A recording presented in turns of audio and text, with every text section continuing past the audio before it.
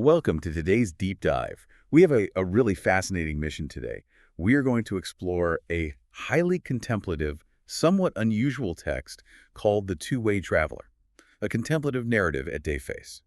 Right. Specifically, we're looking at a section titled Fertile Cycle 1, Human and Knowledge. Exactly. And right out of the gate, this text establishes a very unique dynamic with you, the reader.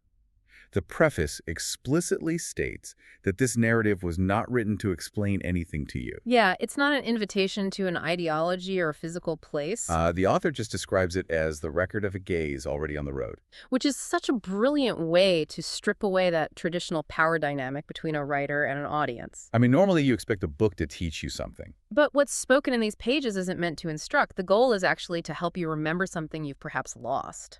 Right. The metric for success isn't whether you can, pass a comprehension test on the plot. It only succeeds if you pause at some point and feel this distinct sensation of, this is looking at me, or simply, I am here. Okay, let's unpack this. Because framing a book as a mirror, rather than a lecture, completely changes the act of reading. It really does. You aren't just a passive receptacle for a story anymore. The narrative demands that you observe your own internal state while you process the words. Consider your own daily habits for a moment. How often do you consume information, scrolling through articles, listening to audio, skimming newsletters strictly to collect facts? Oh, constantly. Right, we frequently hoard data, searching for that one next piece of info that will finally make us feel competent or well-informed. This narrative actively challenges that compulsion. It asks you to stop accumulating and start reflecting. And the vehicle for this reflection is a beautifully constructed setup involving three very different characters. Three guys who really only know each other from the internet. Yes. Up until the opening of this story, these three men have maintained this deep, sincere connection purely through social media. It's a very modern premise. It is. So first, there's the uncle. He's 72, a retired teacher from Istanbul. And the text describes him as having a filtered a lot attitude rather than an I've seen a lot attitude. I love that distinction. Me too. He acts as the conscience of the group, bringing measure and tranquility. And contrasting him is the nephew, a 32-year-old entrepreneur from Bursa. He really represents the pulse of the age. Very driven. Exactly. His driving forces are search and speed. He is deeply anxious to understand the world and equally anxious to be understood by it. And then rounding out the trio is Roger, who is 42, hailing from New Jersey. Our academic thinker. Right. He focuses on digital ethics. He studies algorithms, echo chambers, how we interact online. He provides a bridge between universal reason and practical reality. So these three men, who know the intimate details of each other's minds but have only ever interacted through screens, decide they need to find a physical balance. They agree to meet in real life. Right, for what they call an intellectual and spiritual camp during the final days of the dying year. And the location they choose is Dayface, which is a former traditional Anatolian village that has slowly transitioned into a modern resort neighborhood. The setting is so crucial here. It is.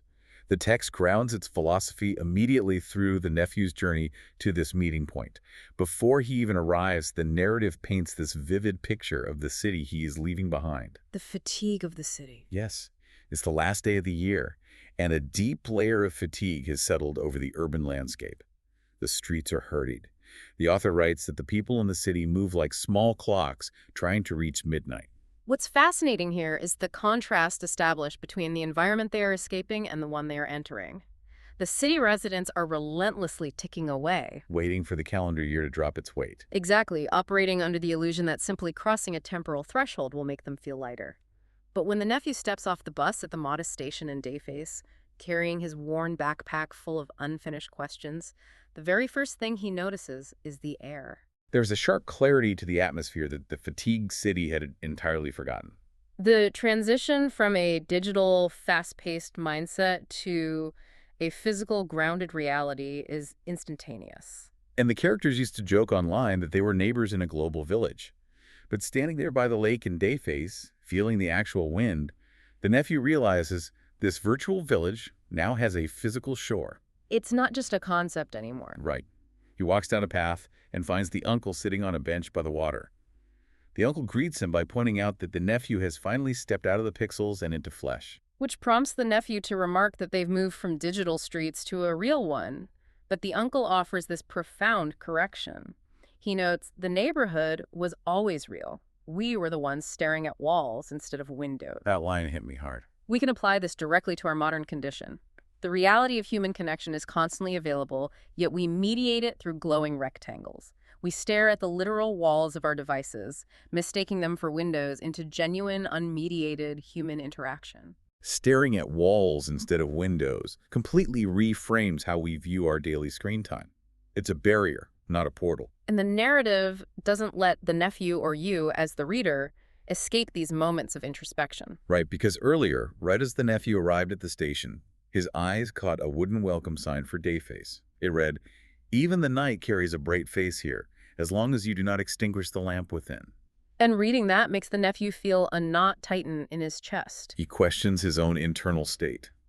He wonders if his inner lamp is actually lit, or if he has just been living by the borrowed light of others. The concept of borrowed light is such a sharp critique of how we form our identities today. It really is. Think about the opinions you hold on current events, the aesthetic preferences you have, the outrage you feel on any given day. How much of that is genuinely illuminated from within you, and how much is merely a reflection of the algorithms feeding you? That's a terrifying question. The nephew's internal panic is the sudden realization that, stripped of his digital inputs and social media feeds, he isn't entirely sure what remains of his own original light. We see that play out constantly. People adopt the exact phrasing and emotional tone of their favorite influencers without ever internalizing the actual philosophy. Exactly. So the nephew carries this anxiety down to the lake where he meets the uncle. They sit side by side facing the water, watching the reeds bend and rise in the wind. And the uncle reaches into his bag. Yes, and he pulls out a slender reed flute, but he doesn't play it. He simply holds it, running his fingers over the wood, using it to illustrate a much deeper point about human nature. The uncle draws a parallel between the reed and the human soul. A reed flute is created by being cut from its natural bed in the earth. Because it was severed from its source, it carries a hidden wound. And the music it produces is born directly from that wound. Right. The uncle references the poet Rumi, who wrote, "Listen to the reed, how it tells of separation," and explains that Rumi was actually speaking about the human condition. Here's where it gets really interesting, because the nephew asks if humans are like reeds, separated from our origin. And the uncle confirms this. He explains that we often feel distant from our source. We carry a deep, unshakable homesickness. And it's not just nostalgia for our childhood or our hometown. No, it's a fundamental longing for deeper meaning. The uncle defines the human being as a two-way traveler. We have one foot pressing firmly into the mundane reality of the earth, while our heart reaches constantly toward the sky. The tension of the two-way traveler is something you likely experience daily. Oh, definitely. You are grounded in the inescapable realities of earthly life, managing your finances, commuting, fulfilling obligations, but simultaneously, your heart reaches for the sky, seeking purpose, authentic connection, and a sense of the eternal. We are all navigating those opposing directional pulls. Carrying the exact same hidden wound of separation as the reed flute. That longing is the very reason these three men gathered at Dayface. They are attempting to consciously follow that tension rather than numb it. And the nephew feels that tension so acutely. Looking out at the lake, he sees his own trembling reflection on the water's surface. The natural setting strips away his usual defenses. It does. It leads to this stunning confession. He admits to the uncle, so many books, so much knowledge, and I still do not know myself. That confession embodies the pulse of the age that the nephew represents. We possess access to more information than any generation in history. We literally carry entire libraries in our pockets. Yet an infinite volume of data does not automatically yield self-knowledge. The uncle recognizes this ancient dilemma and responds with immense compassion. He tells the nephew, entire libraries cannot replace a single page of your own heart. Before reading the world, one must learn to read oneself. I have to play devil's advocate for a second here. Go for it. That imagery is beautiful, but isn't there a risk there? If we're told to focus solely on the book of our own heart and ignore the libraries of shared human knowledge, don't we risk becoming entirely self-absorbed? That's a valid concern. It kind of borders on anti-intellectualism if taken to the extreme. Are we just supposed to navigate the world on vibes and internal feelings? That is the exact trap a lot of modern wellness rhetoric falls into, promoting a hyper-individualism devoid of external context. But the uncle isn't advocating for ignorance. Right. Remember, he is speaking to a highly educated, hyper-connected entrepreneur who has over-indexed on external data. The uncle tells him that you write the book of your heart through the act of living. Every joy you experience is a line. Every sorrow you endure is a sentence. You are the sum of those sentences. He is arguing that you cannot bypass lived physical experience by simply consuming data about the world. Intellectual knowledge must be anchored by emotional and spiritual maturity. The nephew can't just read about grief or joy on a timeline. He has to feel the texture of them in his own life to actually know himself. Exactly. And just as they are unpacking this, the hum of a distant bus engine signals the arrival of our third traveler, Roger. Finally, stepping out of the digital realm. The text describes Roger stepping off the bus with a small suitcase and a laptop bag.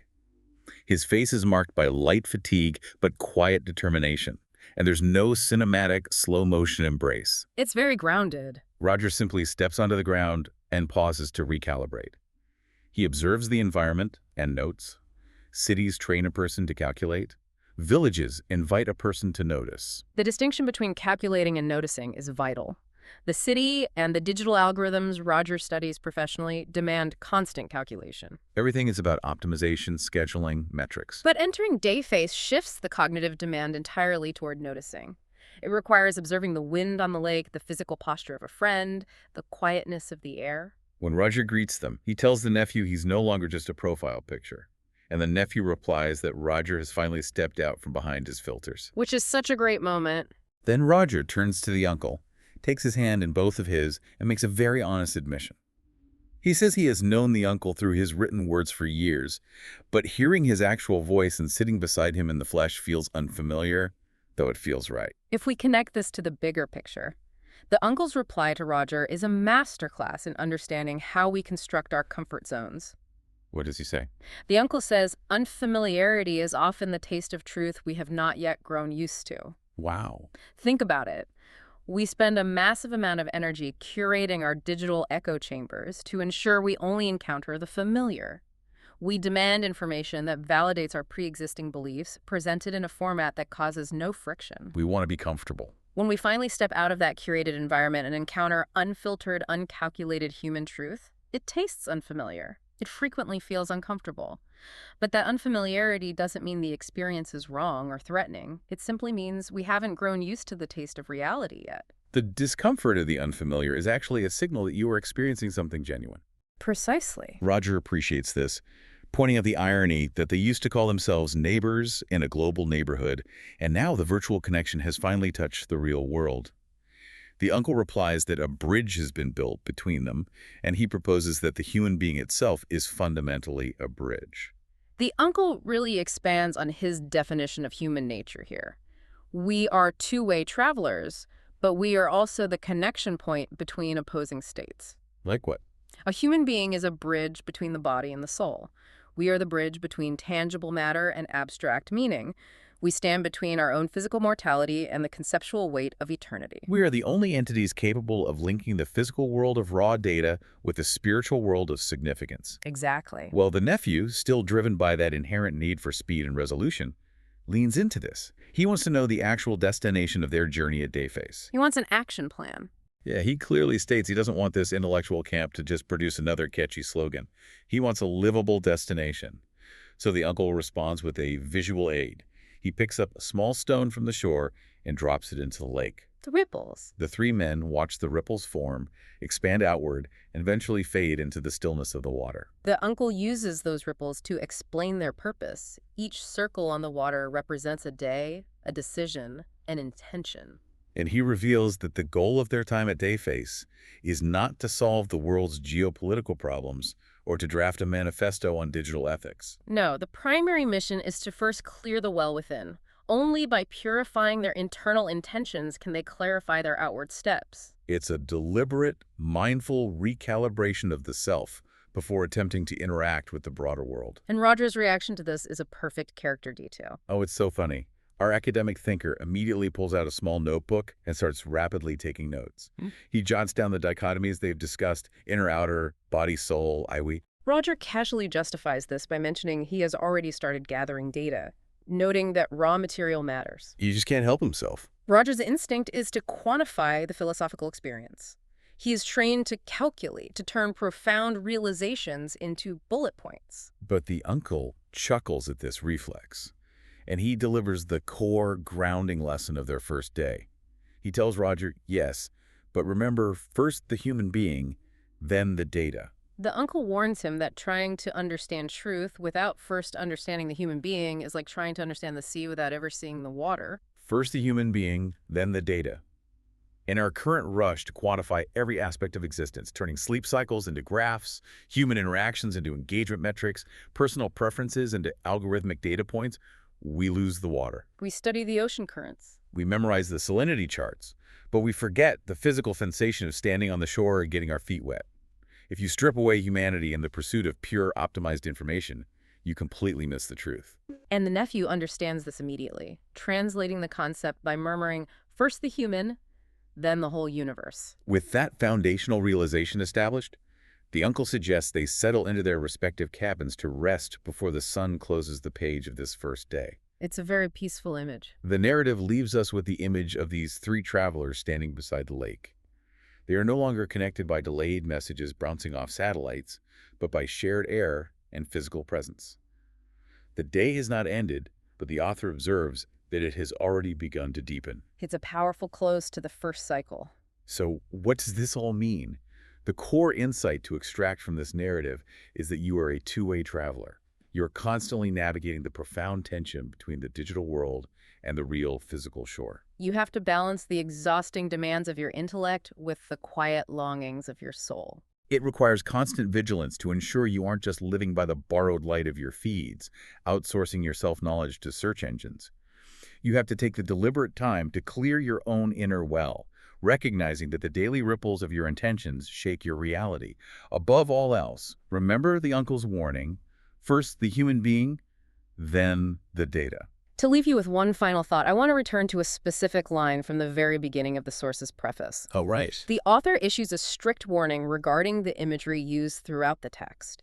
They explicitly state that the lake, the well, the river, and the line are not metaphors. Which is wild. Right. The author insists that for the one who knows how to look, they are signs. So I leave you with a provocative question to ponder long after this deep dive ends. If the natural world around us is made of tangible signs rather than just poetic metaphors, what is the lake or river in your own daily environment trying to awaken within you right now before you even attempt to interpret it?